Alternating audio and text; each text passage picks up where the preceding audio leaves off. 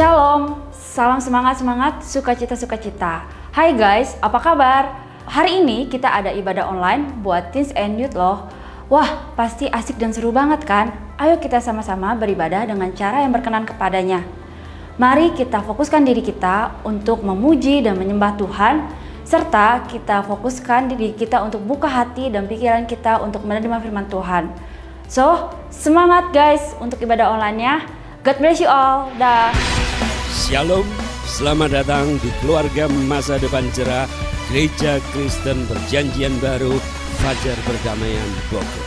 Anda bukan orang asing di sini, karena kita adalah satu keluarga di dalam Kristus. Dalam ibadah ini, kita mau menjadikan Yesus sebagai pusat hidup kita. Biarlah semua ibadah kita hanya untuk memuliakan Tuhan saja. Haleluya. Sesuai dengan amanat agung Yesus Kristus, kita melakukan pemuritan untuk setiap anggota gereja. Semua yang melayani dalam gereja kita harus mengikuti pemuritan. Ada 2 paket pemuritan dalam gereja kita, yaitu dasar kekristenan atau DK dan hidup berjemaat atau disingkat dengan HB. Kami menganjurkan saudara-saudari mengikuti pemuritan ini dan pasti akan bertumbuh dan diberkati. Sebagai gereja sel, kami menyelenggarakan kelompok-kelompok kecil di rumah. Supaya apa? Supaya kehidupan kekristenan kita bukan hanya sebagai suatu acara saja, tetapi kekristenan adalah komunitas yang saling membangun satu dengan yang lain. Silakan lihat di warna jemaat untuk mengikuti sel group yang terdekat, atau biasa kita sebut dengan kesan kelompok saling memperhatikan. Selamat datang dan selamat beribadah dengan sukacita. Tuhan Yesus memberkati.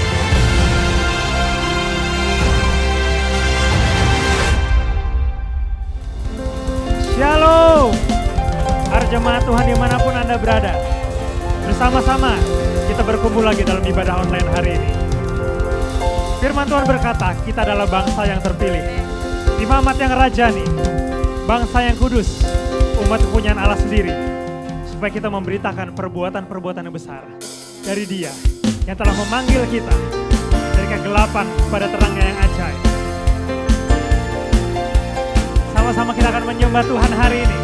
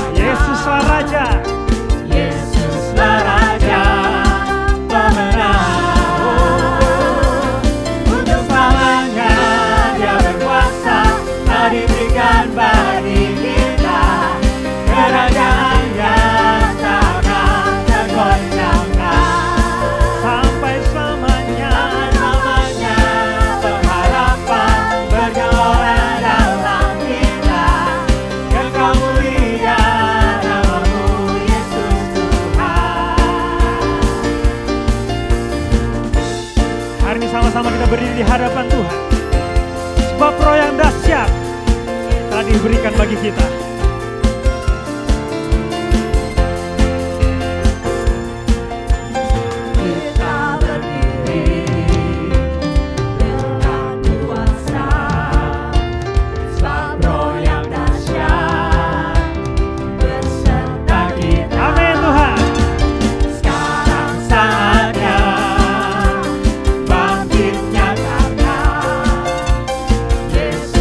Raja pemenang.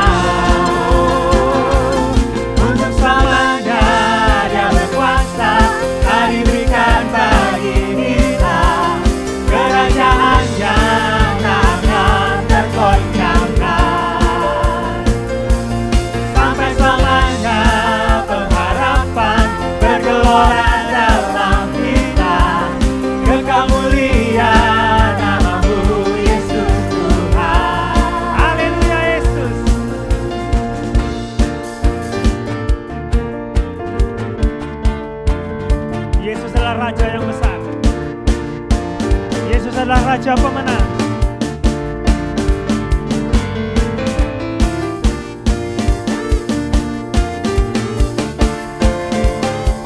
Sama-sama kami akan tinggikan nama-Mu Yesus. Sekaranglah saatnya. Sekarang saatnya bangkit nyatakan nama yang besar, nama yang besar, Yesuslah Tuhan. Sekarang saatnya bangkit nyatakan Yesuslah Raja pemenang. Selamanya Dia berkuasa, telah diberikan bagi kita kerajaan yang takkan tergoncangkan. Sampai selamanya pengharapan bergelora dalam kita. Kekal mulia nama-Mu Yesus Tuhan. Kekal mulia nama-Mu Yesus Tuhan. Kekal mulia nama-Mu Yesus Tuhan. Pam pam pararam, pam pam pararam, pam pam pararam, param param. Haleluya. Yesus Raja pemenang. Yesus Kau Raja yang dahsyat. Haleluya. Haleluya Yesus. Haleluya. Haleluya. Sungguh kami bersyukur Tuhan, karena Kau telah memilih kami. Kau telah menguduskan kami. Karena Allah yang memanggil kami adalah Allah yang kudus. Dan begitu juga kami saat ini Tuhan. Kau telah menguduskan kami dengan darah-Mu, melayakan kami. Kami bisa datang ke hadapan hadirat-Mu Tuhan.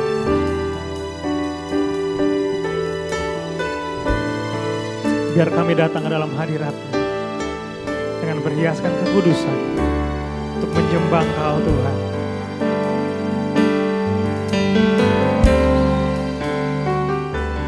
Ku datang Tuhan dalam hadirat-Mu,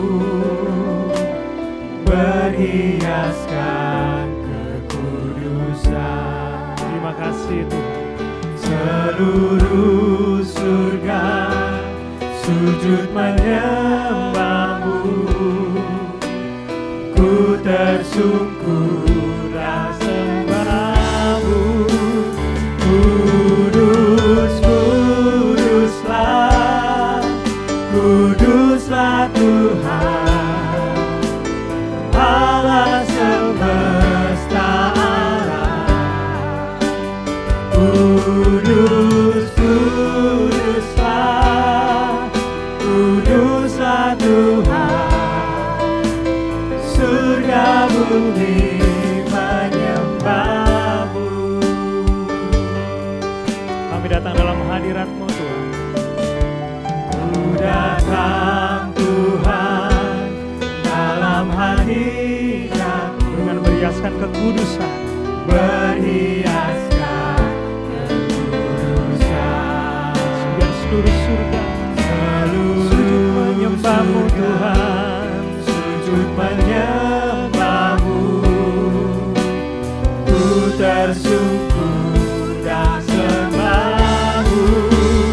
Kudus, kuduslah, kuduslah Tuhan, Allah semesta alam. Kudus, kuduslah, kuduslah Tuhan, surga bumi menyembah. Kudus, kuduslah, kudus, kuduslah, kuduslah Tuhan, Allah semesta alam. Kudus, kuduslah Tuhan, kudus, kuduslah,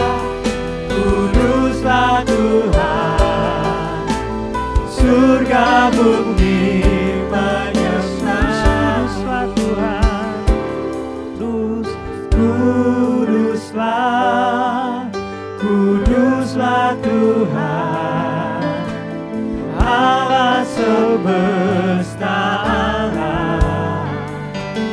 Kudus, kuduslah Tuhan, surga bumi menyembah, surga bumi menyembah, surga bumi menyembah, surga bumi menyembah, surga bumi menyembahmu.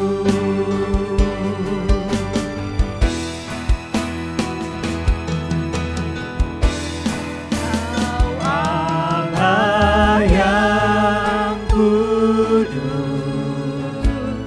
Kau Allah yang kudus. Di tahtamu kami menyembah Tuhan. Di tahta suci-Mu kami menyembah.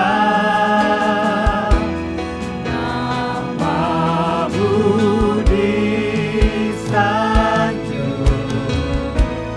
kuasa-Mu nyata sempurna. Kami puja Engkau Raja mulia.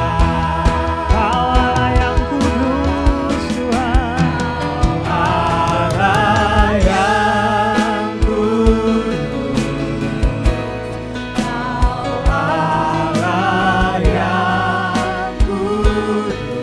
Kami menyembah di tahta suci-Mu, kami menyembah. Mari sama-sama sanjung nama Yesus. Nama-Mu disanjung, kuasa-Mu nyata sempurna. Kami puja Engkau Raja mulia. Kami sembah, kami sanjung Kau Tuhan. Kami puja Engkau Raja mulia. Kami sembah Engkau Raja. Kami puja Engkau Raja mulia. Kami sanjung Engkau Tuhan. Kami sembah memuliakan Yesus.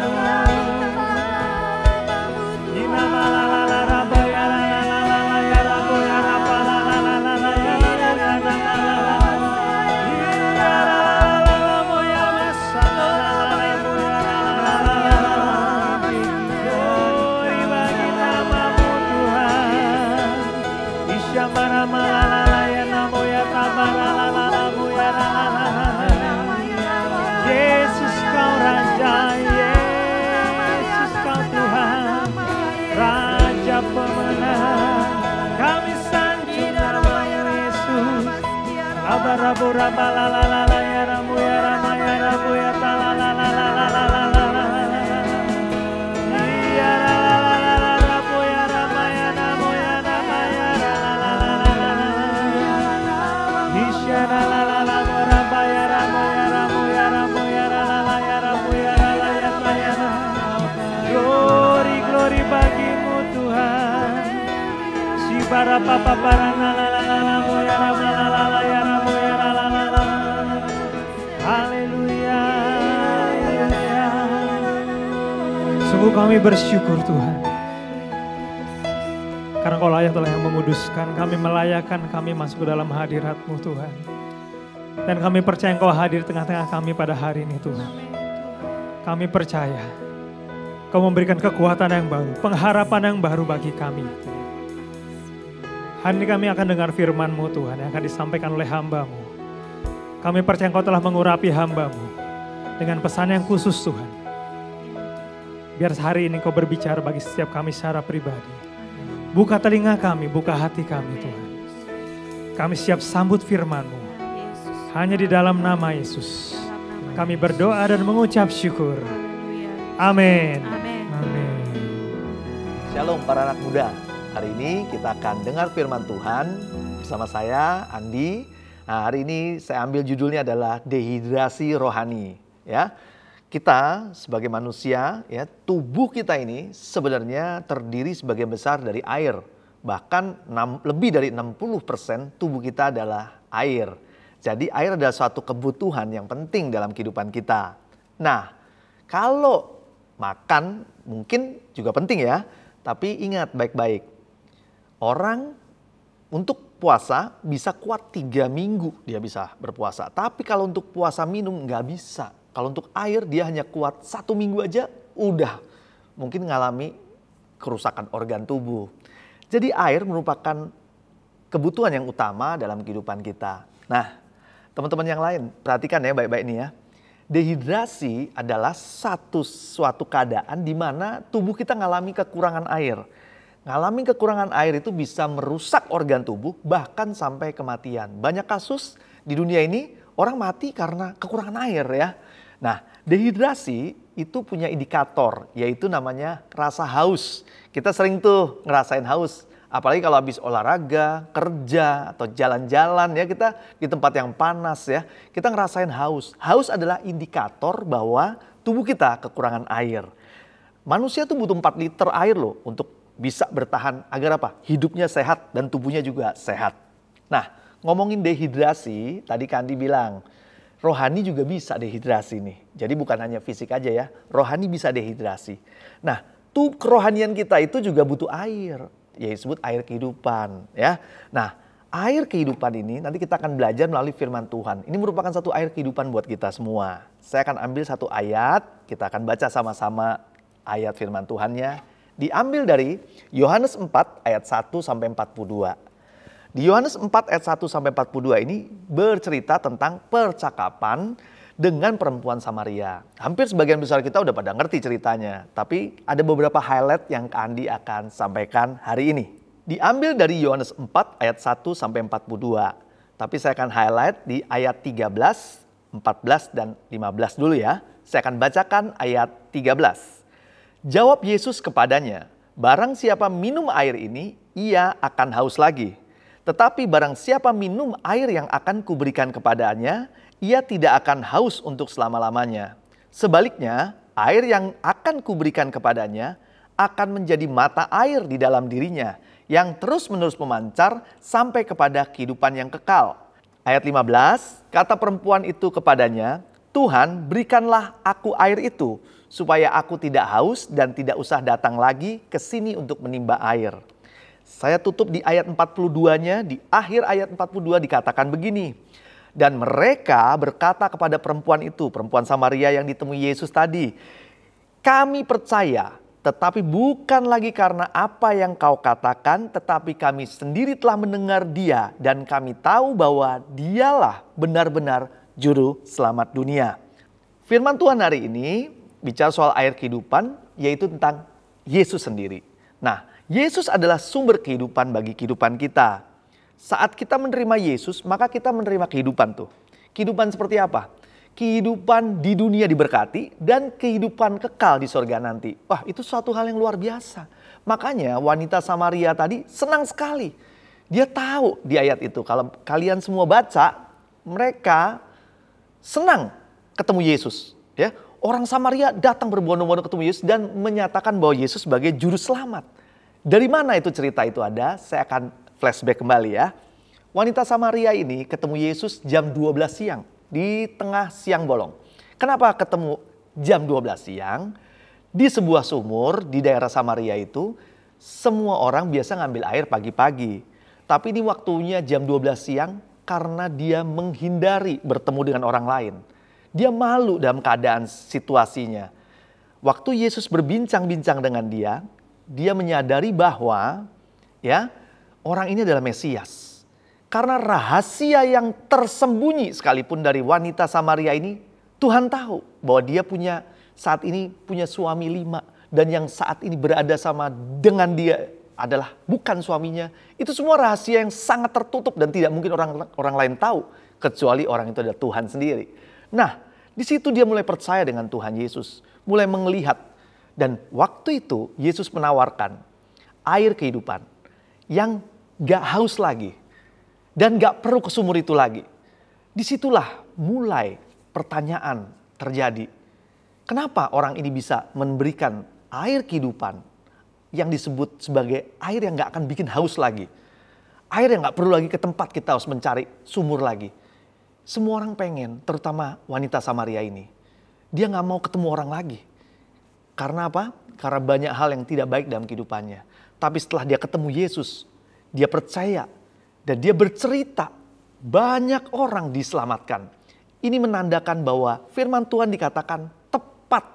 Kalau dia menerima Tuhan, maka dia tidak saja menjadi tidak haus, tapi dia menerima mata air, bahkan bisa jadi berkat buat banyak orang. Saat Yesus masuk dalam hidup kita, dia akan memenuhi seluruh kebutuhan kita dan kita akan mengalami kecukupan bahkan berkelimpahan. Agar hidup kita bisa jadi saluran berkat atau mata air buat orang lain. Nah, kan dikasih sebuah ilustrasi ya, kalau air minum itu kalau kita nggak pernah isi air itu, gelas itu nggak pernah diisi, kita nggak akan pernah bisa memberi. Makanya kita butuh Tuhan Yesus untuk mengisi hidup kita, hingga kita bisa menceritakan tentang Yesus dan merasakan Yesus itu ada dalam kehidupan kita, hingga kita bisa jadi berkat buat orang lain. Satu ilustrasi lagi yang Kandi tertarik, Kandi kasih pertanyaan dulu nih ya. Hewan apa menurut kalian yang banyak minum air? Ayo dipikir sebentar, hewan apa yang paling banyak minum air? Ya mungkin banyak yang bilang onta ya, tapi Kandi jelaskan nih ya. Gajah Afrika itu bisa minum air satu hari 180 liter, banyak ya. Nah unta, betul seperti teman-teman bilang ya, unta bisa minum 200 liter sehari. Bahkan sekali minum tuh dia. Jadi memang karena dia punya punduk untuk menyimpan air itu, dia bisa minum 200 liter. Tapi kalian harus tahu, peminum paling banyak yaitu namanya paus biru. Ya, paus biru sekali minum itu 570 liter. Wah luar biasa ya, sekali minum tuh 570 liter. Banyak banget ya. Kalau dibandingkan dengan gajah, berat badan dari hiu paus biru itu 200 ton, sedangkan gajah hanya 10 ton. Bisa bayangin besarnya luar biasa. Nah, kenapa Kandi tertarik dengan hiu ini? Karena hiu ini adalah sebuah contoh ilustrasi yang benar-benar mirip dengan apa yang Tuhan katakan. Tuhan berkata begini, di Yohanes 15 ayat 5, akulah pokok anggur dan kamulah ranting-rantingnya. Barang siapa tinggal di dalam aku dan aku di dalam dia, ia berbuah banyak. Sebab di luar aku tidak dapat berbuat apa-apa. Seperti ikan paus tadi ya, tinggal di dalam air ada di dalam tubuhnya, maka dia bisa hidup bahkan sampai segede itu. Ya enggak? Itu luar biasa loh. Nah, ilustrasi ini persis seperti yang tadi kita cerita. Kalau kita hidup di dalam Tuhan, Tuhan ada di dalam kita, air kehidupan itu ada di dalam kehidupan kita. Hidup kita sungguh-sungguh hidup dan bisa menjadi berkat buat banyak orang. Nah, dari situ kita melihat, kalau ikan paus itu nggak perlu kemana-mana lagi kan. Wanita tadi kan, wanita Samaria kan gak mau cari air lagi kan. Bolak-balik, sedangkan binatang seperti gajah dan onta, dia harus bolak-balik ke tempat minumnya. Dia udah jalan jauh, dia harus balik lagi ke sumur cari air. Tapi paus gak perlu cari air lagi. Karena air itu ada di dalam kehidupannya. Dan dia juga minum air itu ada dalam tubuhnya dia.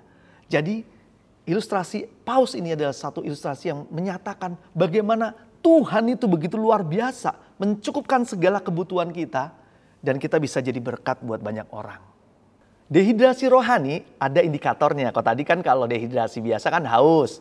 Ini ada 8 indikator yang memperlihatkan kita bahwa kita sedang mengalami dehidrasi rohani. Yang pertama, kalau kita lagi malas berdoa, ya doanya bolong-bolong, ya atau berdoa sih, tapi doanya poinnya ada doain dirinya sendiri mulu ya. Doa makan, pagi, siang, malam, hanya itu aja ya. Itu tanda-tanda bahwa kita sedang dehidrasi rohani. Yang kedua, malas baca Alkitab atau saat teduh atau malas baca buku rohani. Ini tanda-tanda juga dehidrasi rohani. Yang ketiga, ibadah bolong-bolong, nggak rutin. Padahal udah online nih, Padahal bisa kita kerjakan di mana aja kita berada untuk kita datang beribadah. Tapi karena namanya bolong-bolong, ya mana mau diberkati Tuhan, betul nggak?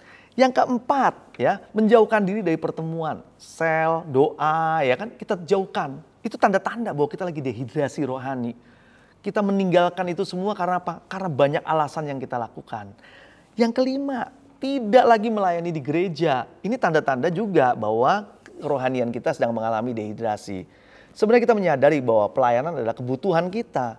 Bukan karena disuruh, tapi kebutuhan kita. Di gereja ini juga banyak pelayanan yang sebenarnya membutuhkan kita. Kita bisa memberikan hidup kita untuk bisa jadi berkat buat banyak orang.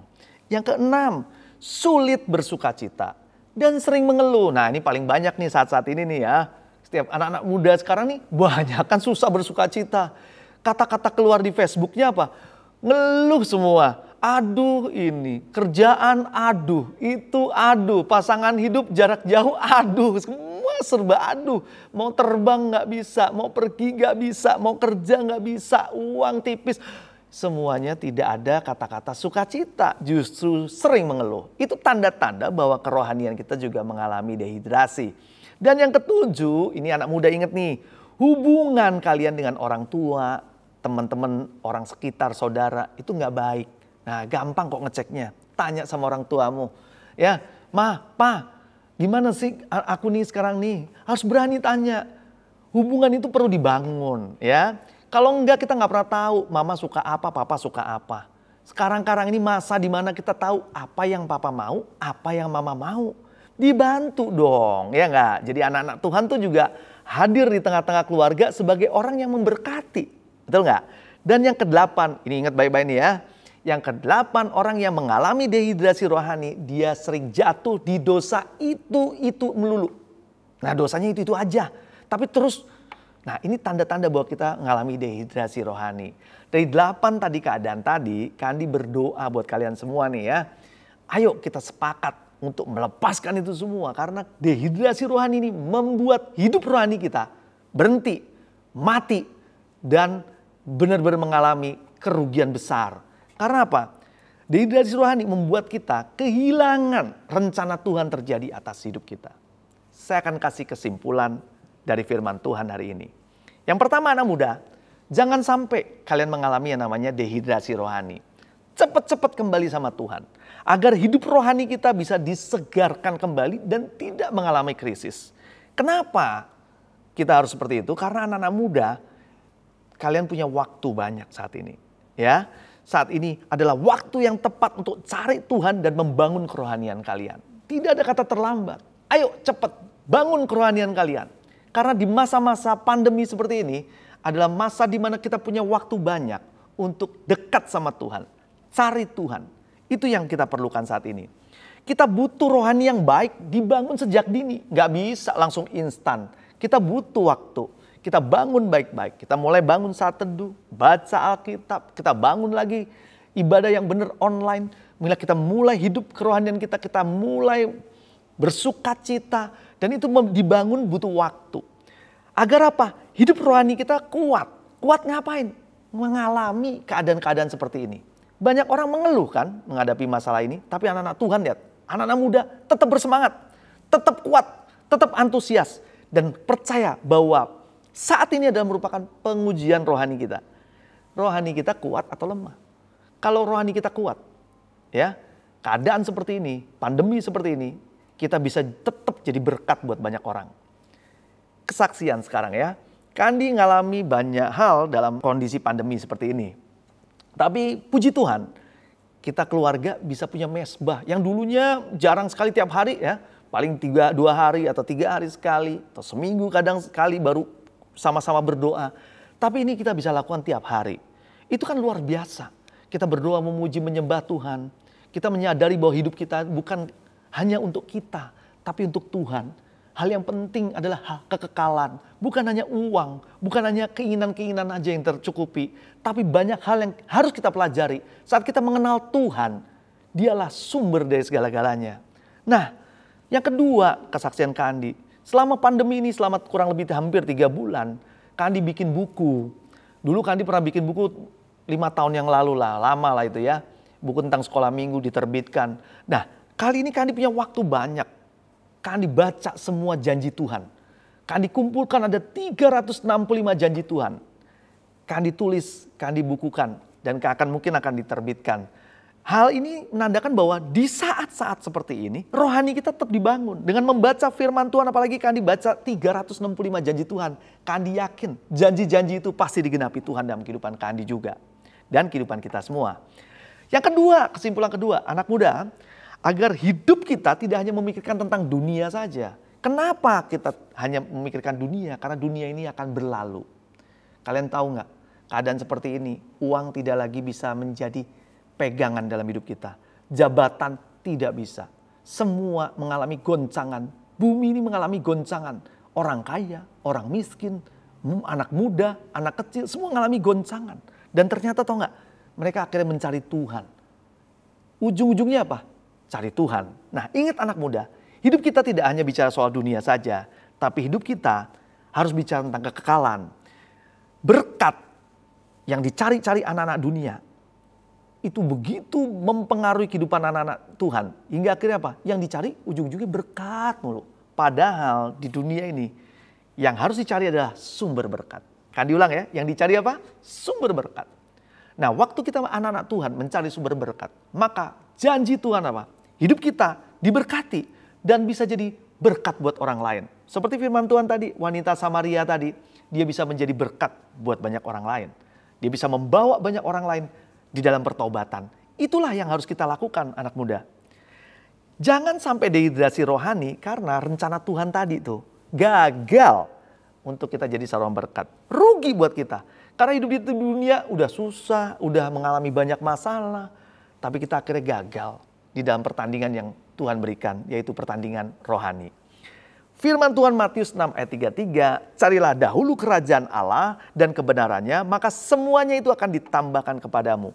Jadi hal itu kita yakini bahwa itu janji Tuhan kepada kita. Kalau setiap anak-anak Tuhan yang percaya akan kebenarannya, menerima kebenaran itu akan mendapatkan berkat Tuhan. Dan yang dicukupkan semuanya, segala hal, semuanya ditambahkan. Itu suatu hal yang saya yakini juga dalam kehidupan Kandi.